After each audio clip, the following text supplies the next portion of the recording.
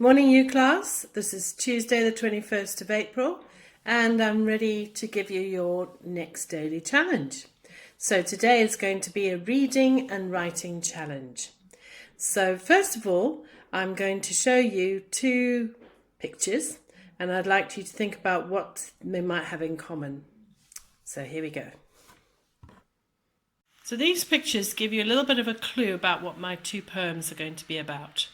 So my first poem is called A Small Dragon.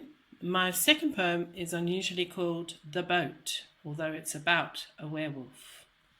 So think about what those two creatures might have in common.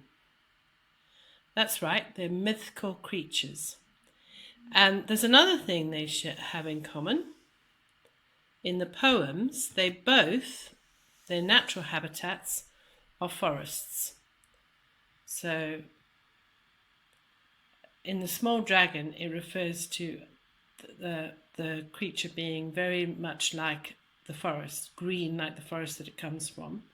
And in the Boat poem, which is about the werewolf, it talks about the werewolf living in an evil forest.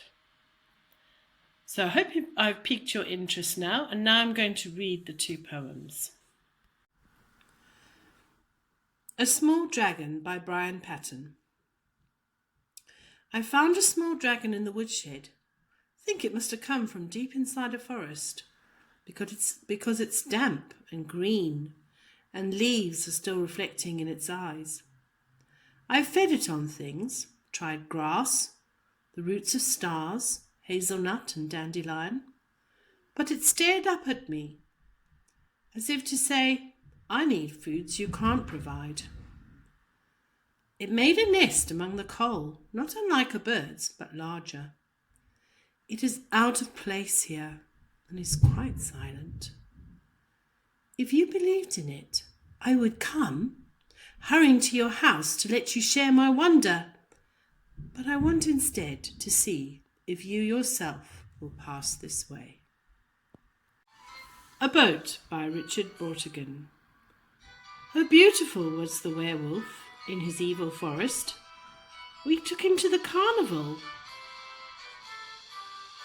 And he started crying when he saw the Ferris wheel. Electric green and red tears flowed down his furry cheeks. He looked like a boat out on the dark water. Right, so task A is a reading comprehension based on those two poems. So you have 6 questions. Some of them involve you using references to the text to support your answer. So make sure you do that. Or explaining reasons for your choice. Some of them involve prediction, and some involve your own interpretation.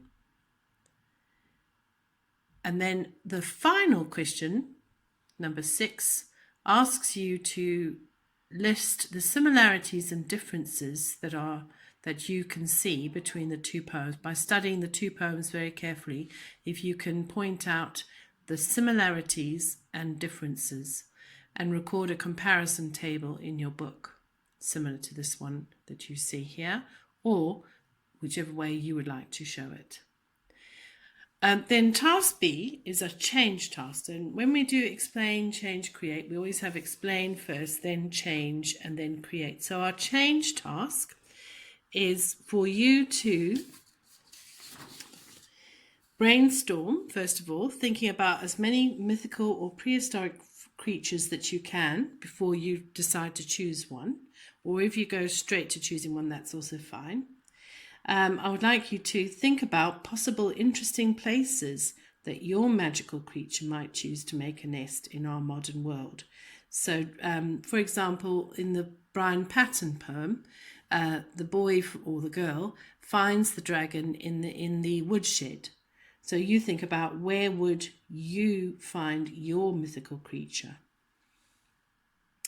There is a planning frame, which I'm going to show you, which is attached to your task for you to record your ideas. So where has it chosen to live? That's that one about where you find the mythical creature. Then you've got to think about where it's come from. Where did the creature originally come from?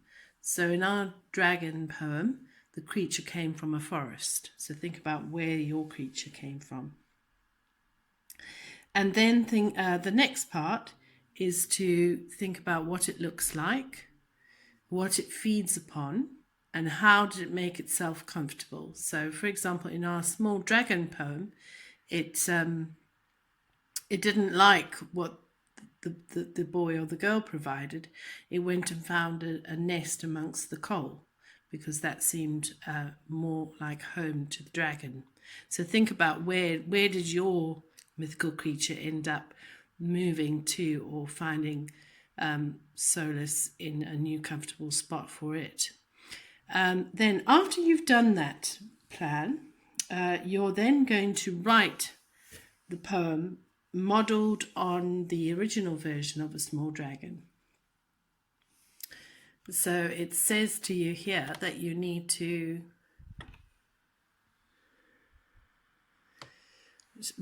possibly, you don't have to do it this way, but you can start your first verse beginning with I found a, and then whatever your creature is. Now you will notice that the poem The Small Dragon has four lines in each verse, so you can model it on that and do the same, but you don't have to. The next verse could begin with I found a. Sorry, your next verse begins with I fed it on, and think about what you tried to feed your creature. The following verse will be it made a. So that's what kind of nest did it make, or what kind of home did it make that was more appropriate for the creature. And then your final verse, you could do something similar to Brian's poem, where you direct your final verse to a non-believer.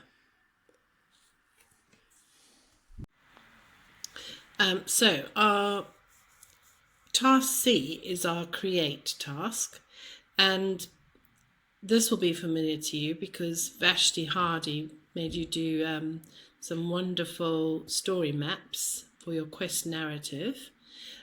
So what I'd like you to do because I know you loved that so much, so I thought for your create challenge, I would like you to create a pictorial map that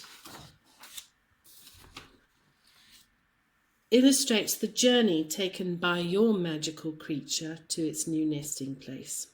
So obviously you're not doing it on Brian Patton's poem, but if you were to have done it on Brian Patton's poem, you would have the map marked out where the person's house is with their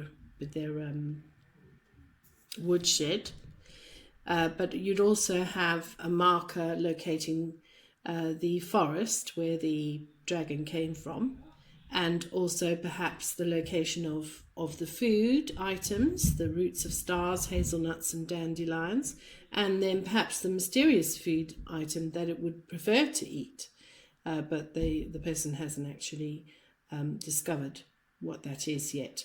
And then you could have a dotted line showing the physical journey taken by your creature from where it lives to where it ended up when you found it. So get creative to make your pictorial map, and I really look forward to seeing these. Thank you. Good luck.